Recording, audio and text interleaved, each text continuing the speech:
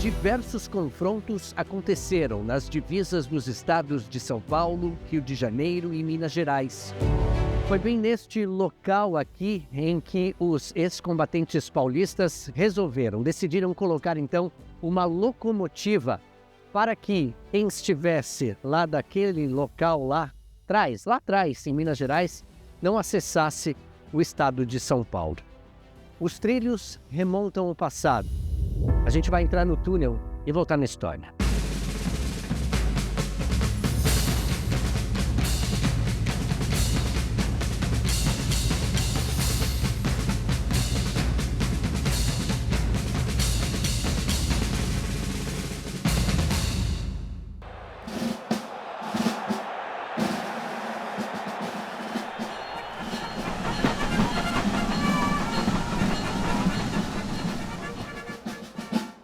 A Revolução de 1932 foi a consequência do governo provisório de Getúlio Vargas, instituído em 1930, com o golpe ou revolução para alguns de 1930, que deu fim à famosa política do café com leite. Nós tínhamos a alternância de poder entre o estado de São Paulo, Minas Gerais e Rio de Janeiro, que era conhecida como café e leite. São Paulo, maior produtor de café do Brasil.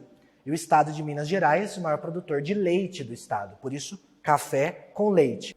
Aí o que aconteceu? Aquele triunvirato que fizeram lá no Rio de Janeiro, os militares, eles ficaram no poder uns dias e deram posse para o segundo colocado. Já que eles achavam que houve fraude, o que eles tinham anulado a eleição, feito uma nova eleição, mas não fizeram.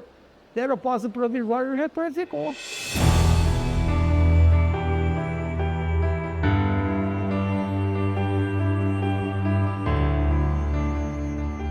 Então, quando o Getúlio chega, ele mexe com todo esse grupo, que estava estabelecido há bastante tempo já nos mecanismos de poder econômico, político, social, e isso vai, obviamente, gerar muitas situações ali de desgosto do povo paulista, né?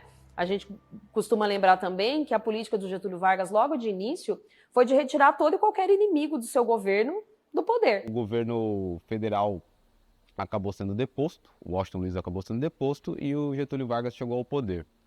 E nesses quase 2 anos, né, o Getúlio Vargas governava sem Constituição e isso gera uma insatisfação na população de São Paulo que esperava derrubar ele, né, lá em julho de 32. São Paulo sempre se disse a locomotiva do Brasil. Progresso, tecnologia, avanço. Então, com a chegada de Vargas ao poder, São Paulo se prejudicou, a elite cafeeira se prejudica e não aceita Vargas como presidente, ainda que como um governo provisório, que depois se mostrou um governo que não era tão provisório assim.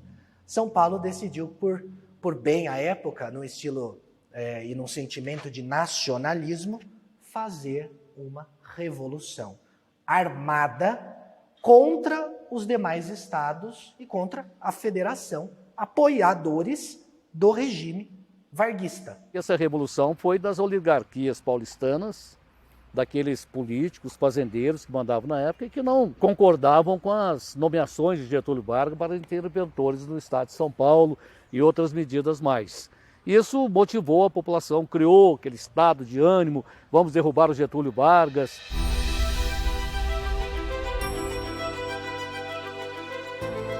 Então, dentro do contexto da Revolução Constitucionalista, ficou muito famoso alguns pontos onde as mulheres participaram, principalmente a mulher branca, dentro da campanha do ouro, que era onde as mulheres paulistas arrecadavam joias, arrecadavam dinheiro das famílias abastadas da cidade de São Paulo, para que pudesse financiar esses soldados no conflito, né? Porque, afinal de contas, como era uma revolução ali da elite paulista no princípio, né? Havia necessidade de você angariar dinheiro para uniforme, para armamento, para o deslocamento de tropas. Os comerciantes, por exemplo, ajudavam e forneciam o que eles podiam para as tropas. As pessoas assim que não tinham assim, uma profissão, que não era alguém, não tinha uma formação, não tinha nada, procuravam um jeito de servir ao Estado. Mas nesse momento do bastidor, eram essas mulheres que costuravam, que cozinhavam, que faziam toda a logística da Revolução Constitucionalista. Fora isso, o papel feminino branco na capital paulista também foi da propaganda. Então, toda essa parte ideológica, as entrevistas em rádio, as publicações em revistas, as manifestações nas ruas, com a imagem do soldado constitucionalista, né, tentando trazer os jovens para essa revolução, foi papel feminino lá na cidade de São Paulo, principalmente.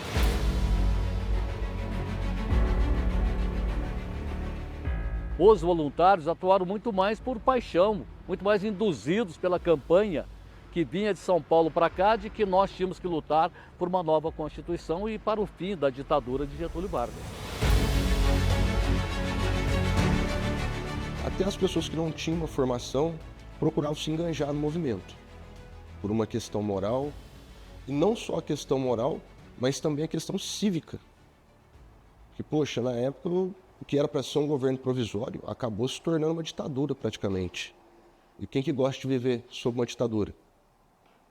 Então, por isso que a gente via muito, até crianças, vamos chamar de crianças, com 17 anos de idade, mentindo a idade para poder fazer o alistamento das tropas paulistas.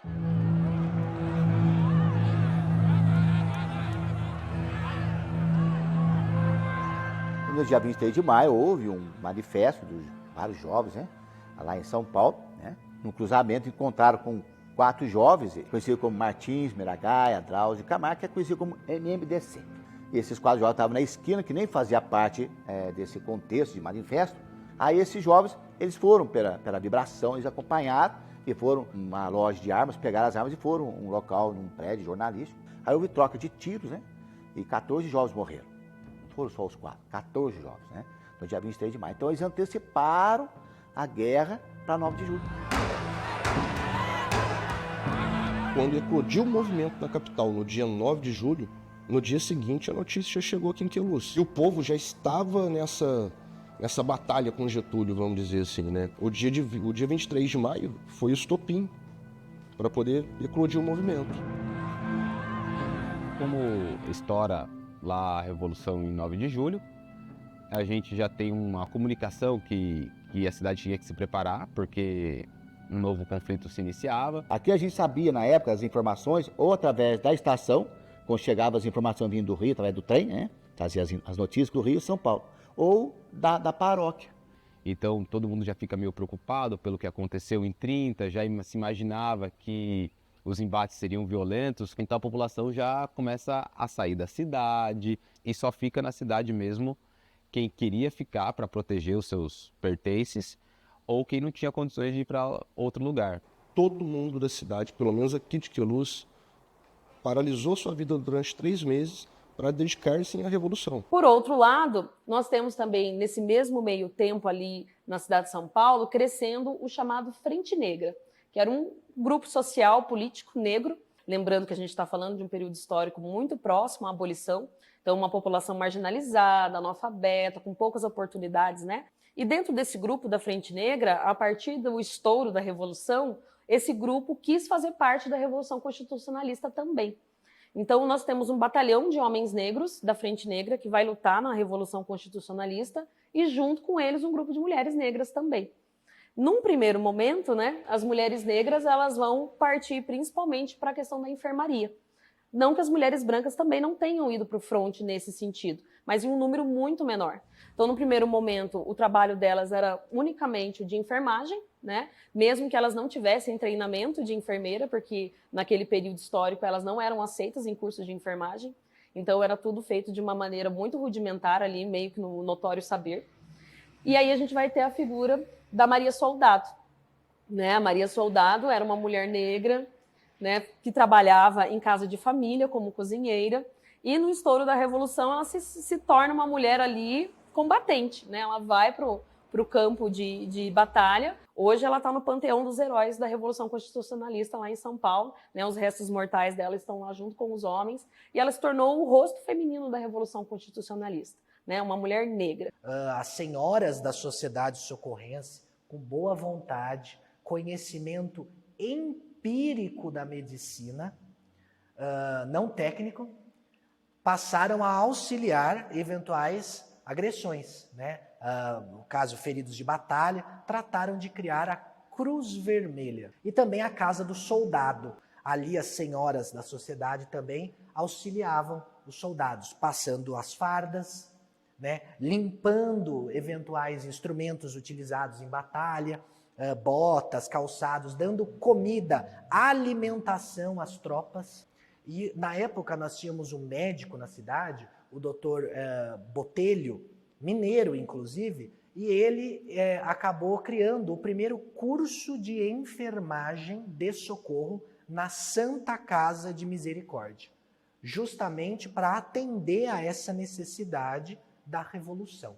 Então isso é muito relevante para o município. O primeiro curso de enfermagem existiu por conta da Revolução de 32. Aqui em Tararé a gente vai ter a participação da Força Pública de São Paulo, que é a Polícia Militar, desse batalhão acadêmico, né, que é o 14 de julho, que vai ser formado por estudantes de Direito e Medicina, mas a população de Tararé mesmo ficou muito amedrontada, assustada, porque em menos de 2 anos era um outro conflito acontecendo, né, em 30 já tinha sido bem traumático, 32 também vai ser traumático, pelo fato de que algumas casas vão ser bombardeadas, as pessoas ouviam o som da artilharia e se assustavam, né? Os aviões passando, né? Na verdade, São Paulo estava com um avião para poder fazer a localização das tropas federais. É um problema. Você vê nas notícias hoje, nas televisões, bombardeios e tudo, e tinha mais o vermelhinho, que morriam de medo do vermelhinho. Nunca tinham visto avião, soube por aí que quando apareceu aquilo no céu, espantou o gado no campo e as pessoas não sabiam o que era aquilo. No cenário da guerra, aviões sobrevoavam a região enquanto os combatentes lutavam em solo. Madrugada de 14 de setembro de 1932.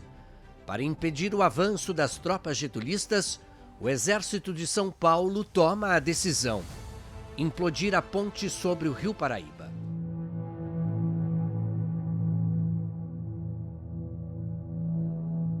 Este túnel aqui tem muita história relacionada à morte.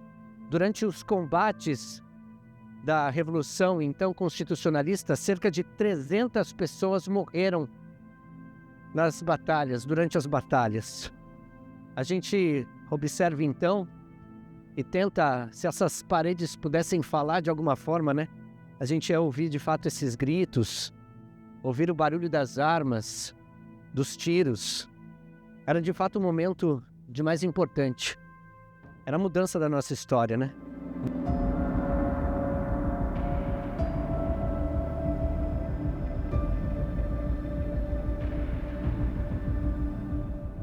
A Revolução eclodiu, né, no dia 9 de julho, e no dia 13, especificamente no dia 13 de julho, chega a primeira tropa vinda da força paulista, da capital, para socorro a partir da linha de trem, a linha mogiana, né, que fazia a ligação de Socorro com as demais cidades para o escoamento de café.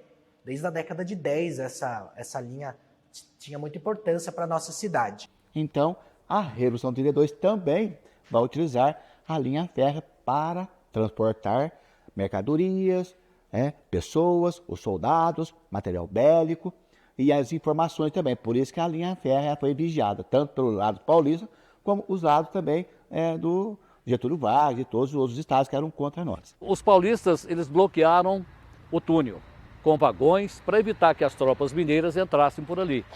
Só que as tropas mineiras utilizaram de pelo menos mais 2 ou 3 acessos. A cidade se prepara, o coronel Ferreira Lobo, ele manda esse recado para o filho dele, o João Batista, que começa a organizar a cidade. O filho dele, o João Batista, organiza a casa como um quartel-general provisório. Logo depois a casa vai virar um hospital de sangue para os constitucionalistas. É tida como a batalha mais sangrenta da Revolução, no Alto da Serra, na região do Pico do Itaguaré, da Gomeira e também na região do Grande Túnel. Segundo as informações, não oficiais, cerca de 200 pessoas morreram nesses conflitos. A cidade ficou totalmente isolada, o Cruzeiro ficou sitiado no período dessa revolução, ninguém entrava e ninguém saía, a não ser o movimento dos próprios soldados do Comando Paulista e depois também após a invasão federal através desses soldados. Então o cenário em Cruzeiro foi propício para essa grande batalha, até porque os paulistas estavam esperando os mineiros como amigos. E quando as tropas paulistas se assentaram aqui em Cruzeiro no dia 13 de julho, o comando do general Euclides Figueiredo já sabia que os mineiros viriam para atacar e não para se somar. Porque Minas apoiaria São Paulo. E numa negociação entre o governo mineiro e o presidente Getúlio Vargas, Minas mudou de lado. A traição de Minas Gerais, no túnel, lá na Serra da Mantiqueira, né? Estava esperando os paulistas, chegando, metralharam os paulistas. Onde pegou essa guerra toda foi aqui, nossa área aqui. Ali o túnel, né? Próximo ao túnel, que a guerra não foi só dentro do túnel, foi fora dele também, porque ali tem várias trincheiras ali. Então, ali escorreram-se lágrimas de sangue. Eles invadiram Minas também. Depois passou Passa Quatro também, invadido, é que recuar. Não teve condições de manter, porque todos os estados foram contra a gente. São Paulo foi cercado. Aí com o tempo não teve. Faltou o quê? Faltou munições, não tinha munições para todo mundo, não tinha roupa para todo mundo, metralhadora não tinha também, avião era só um. Mas devido à fragilidade, a força montada no Alto da Serra foi perdendo a sua consistência. Aí o que aconteceu? Em vez de invadir o Rio de Janeiro, o estado de São Paulo teve que se defender. Então, em vez de ir para o ataque, São Paulo ficou na defensiva, porque as forças federais tinham muito mais poder bélico. Aí foi caindo, cada cidade caindo, cada quartel caindo, como se fosse um efeito dominó. Até que chegou a vez de Cruzeiro, não tinha para onde correr. Então os paulistas tiveram que abandonar as armas e assinar um termo, o termo do armistício, que foi assinado aqui em Cruzeiro também, que muita gente diz que é o acordo para o fim da Revolução, né? Só que foi um ditado unilateral. Quem ditou as regras desse acordo do armistício foram os representantes do Getúlio Vargas. E na realidade representa uma rendição dos paulistas. Aquele documento que ainda está preservado representa uma rendição. Os paulistas tiveram que assinar, se curvar e assinar essa rendição, que a gente chama de acordo do armistício. Criaram esse termo para não dizer que São Paulo perdeu, que São Paulo saiu humilhada dessa questão. E foi na escola Arnolfo Azevedo, ainda existente no centro da cidade, chamado Primeiro Grupo, onde as duas tropas assinaram esse acordo.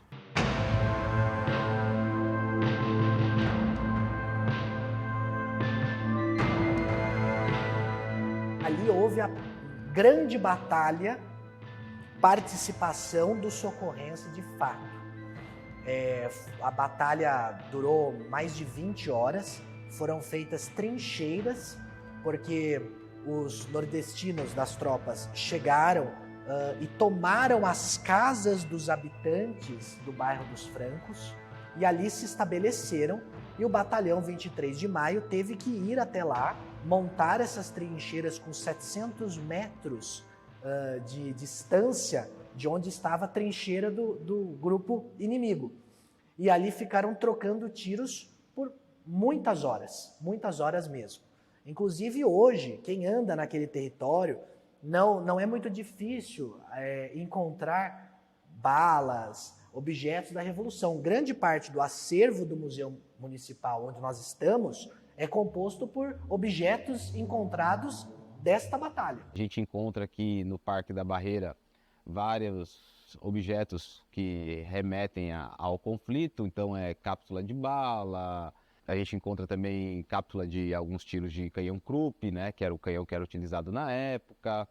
Então esse lugar aqui, se você caminhar por ele, você pode esbarrar aí com os vestígios dessa guerra. Tem um livro chamado Palmares pelo Avesso, que foi escrito pelo Paulo Duarte, e ele lutou aqui em Queluz. Esse livro ele descreve com exatidão aonde ficavam as trincheiras.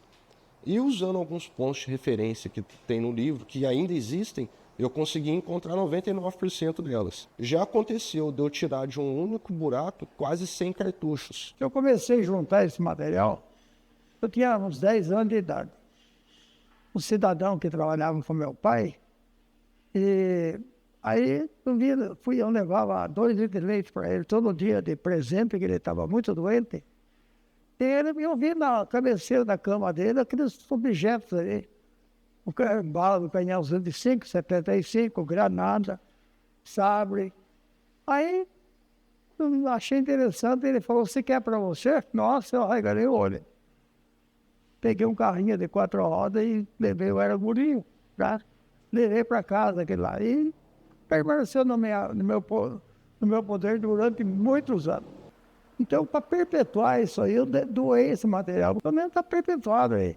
Eu, como lido com memória nacional, eu queria pedir que quem tenha coisas antigas, de época, que preservem, seja casas, chegam monumentos e objetos, porque são muito valiosos. Pode não ser no momento, mas daqui a algum tempo vai ser um objeto de importância histórica, como essa casa. Para todos, certo, era uma casa velha. Para nós não, porque somos daqui mesmo. Mas eu acho que o importante é a preservação da história de qualquer época.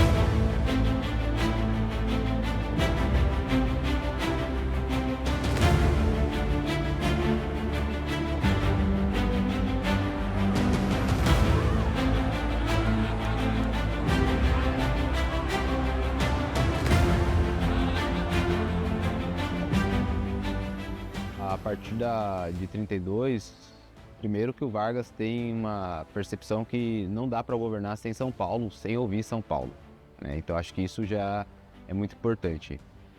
A partir dali, Vargas vai ter que ter uma aproximação com São Paulo, entender que São Paulo é um estado muito relevante para o país e, apesar da derrota das armas, a vitória, né, com a Constituição em 34, e essa Constituição vai ser muito importante, uma Constituição que vai trazer muitos direitos sociais, que vai trazer o voto secreto, que até então, né, não existia, direitos do voto feminino. Então acredito que foi uma vitória, sim, né, apesar da derrota nas armas, né?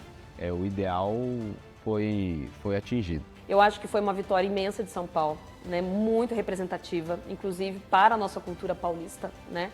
Porque, afinal de contas, a gente estava assim vivendo sobre uma ditadura, né? Os livros de história trazem, né, sempre Revolução de 1930, mas há de se questionar se não foi um golpe de 1930, né? Porque, afinal de contas, o Getúlio chega ao poder sem uma eleição limpa, né? Ele chega através de todo um processo ali, encabeçado por alguns nomes, né, que o colocam como presidente. Então, quando São Paulo se coloca à frente do país, né, exigindo essa Constituição, eu acho que a gente tem que se orgulhar muito disso. Porque foi um momento que a população se colocou à frente de um ditador, né? Queremos leis, queremos organização, queremos uma Constituição que nos deixe claro como esse governo vai caminhar, né? Então, eu acho que a gente tem só que se orgulhar mesmo, não só, né, de todo esse movimento, mas de todo mundo que lutou naquele fronte, né? Nós, como paulistas, e mais do que isso, nós como brasileiros, temos que pensar na importância desse sentimento nacionalista que a Revolução de 1932 trouxe. Porque São Paulo foi, talvez, não perdeu a Revolução, porque Vargas depois vem e realmente promulga a Constituição de 1934. Então, é com esse sentimento de orgulho que muitas vezes nós construímos as identidades que nós temos para o local de onde nós viemos. E isso tem que ser sempre lembrado, porque ninguém nega as suas origens. E a Revolução de 32 traz esse sentimento de pertencimento às nações, os estados, as cidades, que não têm uma relação de pertencimento. Com o passar do tempo, a história delas pode se apagar. E eu acho que isso não é interessante jamais, porque uma pessoa que não sabe de onde ela veio, talvez nunca mais saiba para onde ela deve ir.